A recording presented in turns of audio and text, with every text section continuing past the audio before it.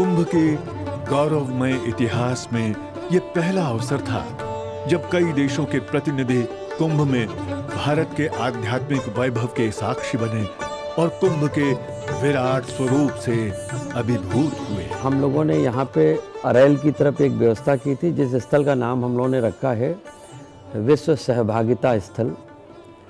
उस जगह पे 70 देशों के फ्लैग होस्टिंग कराई गई। उसके बाद 90 देशों के प्रवासी भारतीय यहाँ पर 3200 की संख्या में आए। उनका सांस्कृतिक ढंग से स्वागत किया गया। कुंभ के इतिहास में पहली बार भारी संख्या में विदेशी अतिथियों, दर्शनार्थियों और संतों का आगमन हुआ। सरकारी आंकड़ों के अनुसार करीब 22 करोड़ लोग इस महाकुंभ की ऐतिहासिक घटना के सहभागी बने।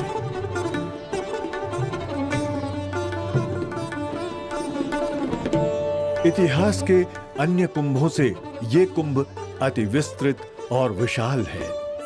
पहली बार कुंभ का आयोजन लगभग 3200 हेक्टेयर क्षेत्र में किया गया। कुल 20 सेक्टरों में बंटा ये कुंभ किसी दिव्य लोक की अनुभूति कराता है।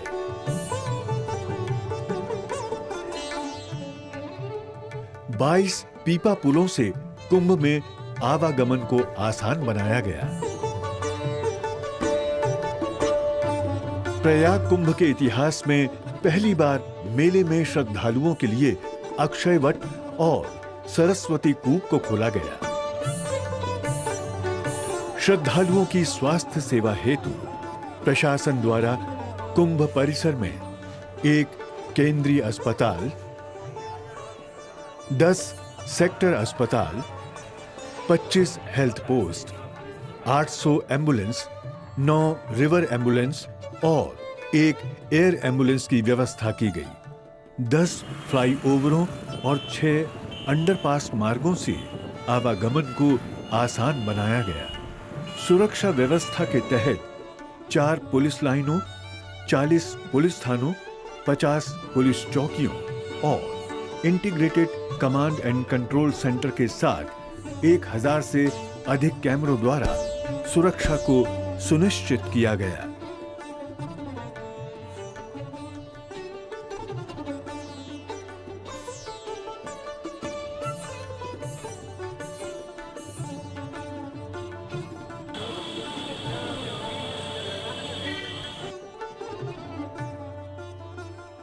प्रयागराज में विश्व की सबसे बड़ी टेंट सिटी बनाई गई। हजारों वर्ग फुट में विस्तृत अत्याधुनिक सुख सुविधाओं से युक्त टेंट सिटी में लाखों लोगों के ठहरने का प्रबंध किया गया। टेंट सिटी में आलीशान स्वीट से लेकर धर्मशालाएं तक बनाई गई।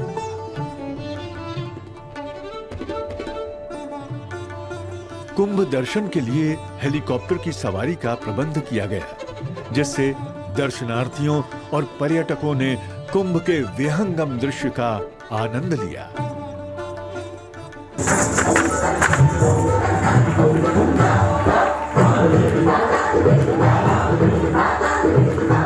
सांस्कृतिक कुंभ के अंतर्गत 30 मंचों के माध्यम से 12,500 श्रेष्ठ कलाकारों द्वारा सांस्कृतिक कार्यक्रमों की प्रस्तुति कुंभ का विशेष आकर्षण रहा।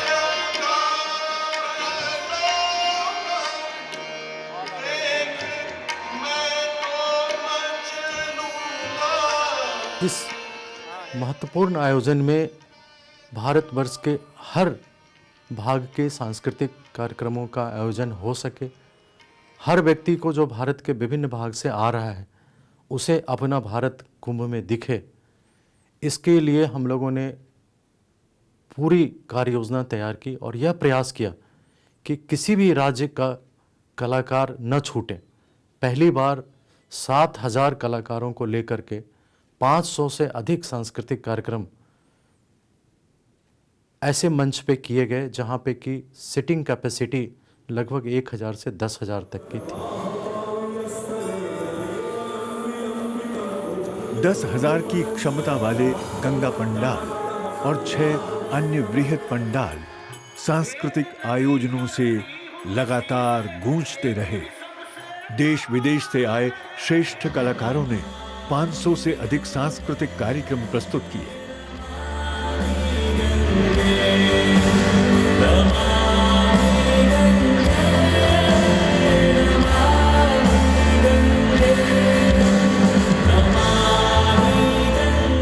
पूरे प्रयाग को कुंभ के मनोहारी रंगों में सजाने और संवारने के लिए पेंट माई सिटी के तहत विशेष योजना चलाई गई।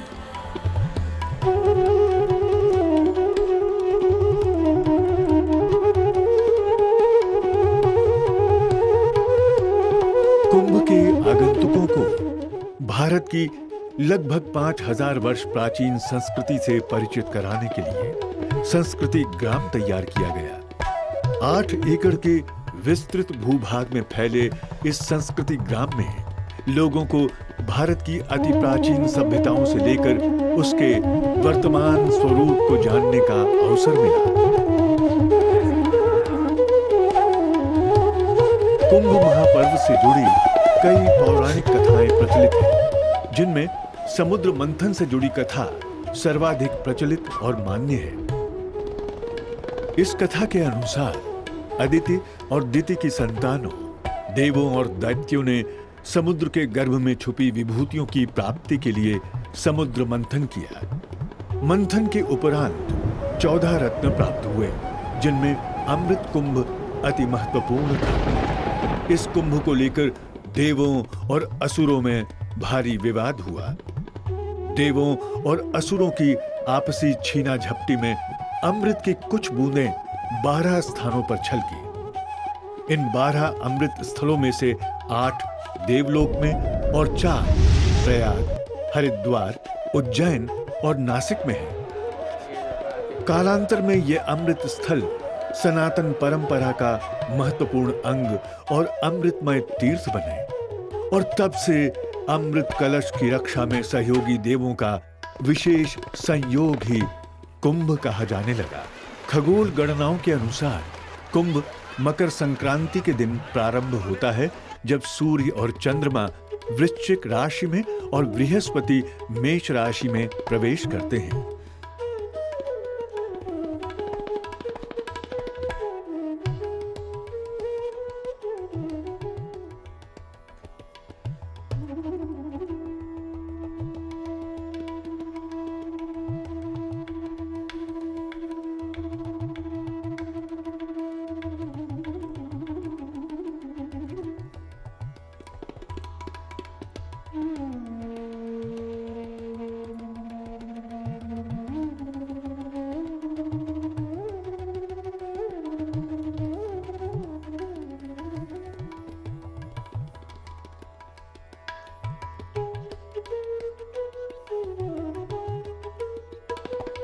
मकर संक्रांति के इस योग को कुंभ स्नान योग कहा गया है। इस दिन त्रिवेणी संगम में स्नान करने से आत्मा को दिव्य लोकों की प्राप्ति होती है, अर्थात प्रयागराज की त्रिवेणी में स्नान साक्षात स्वर्ग दर्शन के समान है।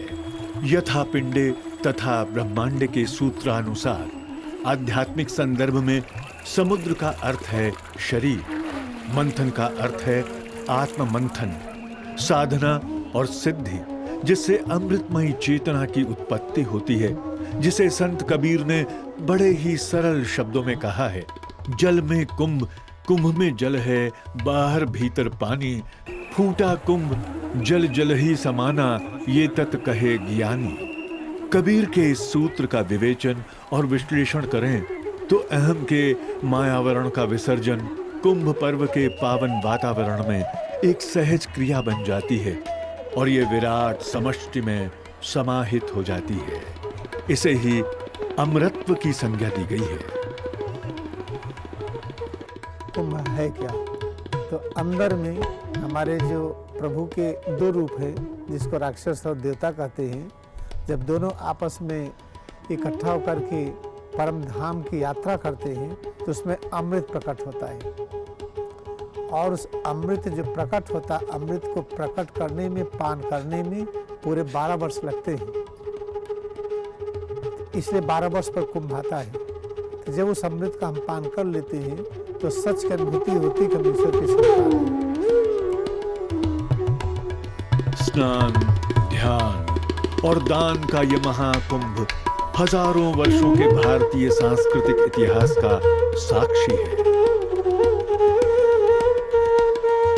माघ मास में प्रयागराज के संगम में स्नान को विशेष रूप से पुण्यदायी और महत्वपूर्ण बताया गया है। ब्रह्म पुराण के अनुसार कुंभ स्नान का फल अश्वमेध यज्ञ के समान बताया गया है। अग्नि पुराण में स्नान का महत्व प्रतिदिन करोड़ों गायों के दान के समान बताया गया है। इसी प्रकार पद्म पुराण में प्रयागराज का दर्शन दुर्लभ कहा गया है। पुण्य भूमि प्रयाग की धरती पर आयोजित कुंभ भारत के गौरवमय इतिहास और मुक्तिदायिनी त्रिवेणी की पवित्रता, स्वच्छता और धार्मिक मान्यता का अद्भुत उत्सव है। कुंभ में कल्पवास का विशेष महत्व है। कुंभ में संगम तट पर रहने वाले श्रद्धालु कल्पवासी कहलाते हैं, जो पूरे महीने अति मर्यादित जीवन जीते हैं।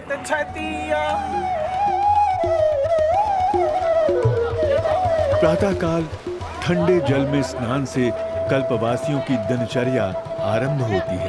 एक महीना हमने कल्पवास कर लिया, यानी जमीन पे सोना, त्रिवेणी में स्नान करना, प्रभात काल में संध्या वंदन करना, भगवान सूर्य की उपासना करना, यज्ञ करना और विद्वानों के द्वारा वक्तव्य को सुनना। ये 4 दृष्टिकोण कल्पवास के माने गए। इन चारों रीति रिवाजों को मानने से हमारे अंदर धर्म जन्म लेता है, धर्म से धर्म की संस्कृति का जन्म होता है और वही हमारे कुल परंपरा में धर्म को आगे बढ़ाता है। कल्पवास के नियमानुसार जो गृहस्थ कल्पवास का संकल्प लेकर आते हैं, वे अल्प साधन और सुविधाओं में जीने का अभ्यास करते हैं। वे मानसिक रूप से धैर्य, अहिंसा और भक्ति भाव का पालन करते हैं और अधिकांश समय भक्ति भाव और भजन में बिताते हैं। कई संस्थाओं ने अपने अध्ययन में पाया है कि कल्पवास करने से मनुष्य के जीवन जीने की चाह और रोग प्रतिरोधक क्षमता में 10% तक की वृद्धि होती है।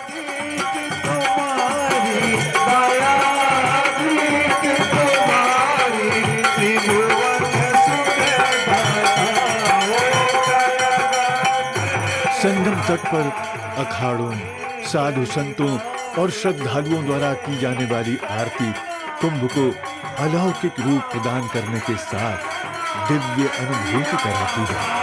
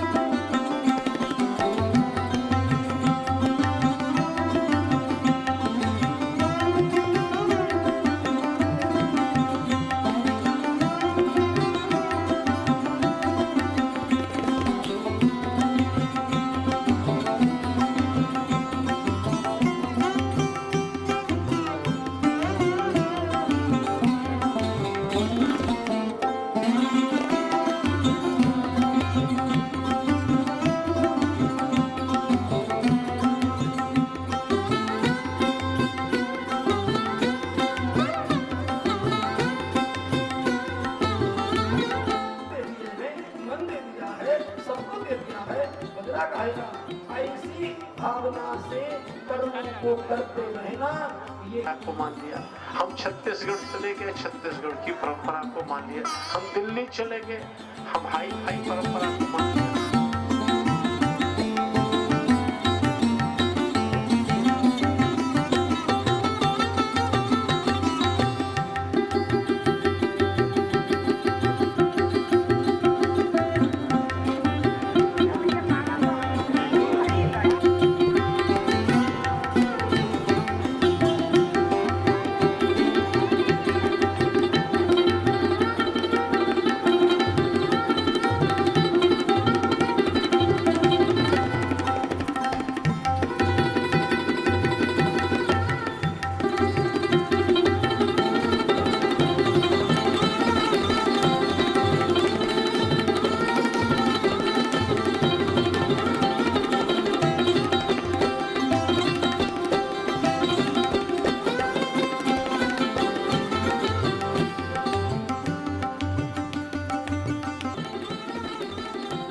22 करोड़ से अधिक तीर्थ यात्रियों की भागीदारी, हजारों सफाई कर्मियों की सेवा, सैकड़ों शटल बसों की परेड, असंख्य लोगों की हस्तलिपि चित्रकारी के विश्व कीर्तिमानों के साथ कुंभ समापन की ओर अग्रसर हुआ।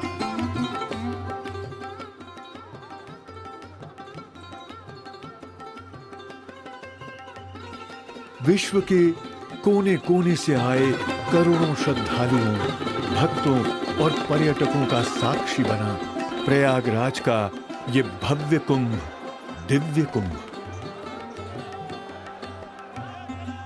ये कुंभ मकर संक्रांति, पौष पूर्णिमा, मौनी अमावस्या, बसंत पंचमी, माघी पूर्णिमा और महाशिवरात्रि के कुल 6 विशिष्ट स्नानों की अद्भुत अनुभूतियां बांटते हुए आगे बढ़ा।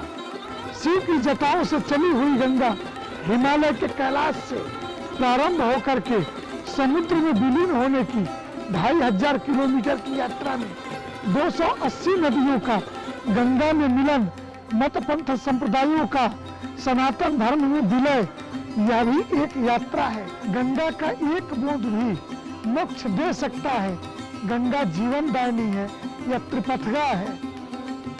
इस नाते यह कुंभ विश्व को शांति का संदेश देता है। सब मेलों का मेला ये महाशिवरात्रि के सब जन का है रेला ये अगले कुंभ को आमंत्रित करता हुआ संगम समाप्त ये हुआ अलबेला 2019 का भव्य कुंभ। है धरा पे स्वर्ग अकेला ये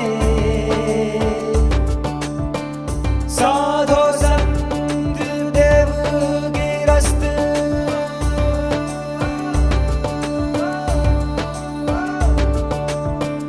साधो संत देव गिरस्त सब तर जावे सब तुर जावे चल पार पार संसार सारी है मोक्ष धाम के द्वार द्वार चल पार पार संसार सारी है मोक्ष धाम के द्वार द्वार तू ना अकेला सब संग चल कुंभ कुंभ चल कुंभ कुंभ चल कुंभ साधो संत देव गिरस्त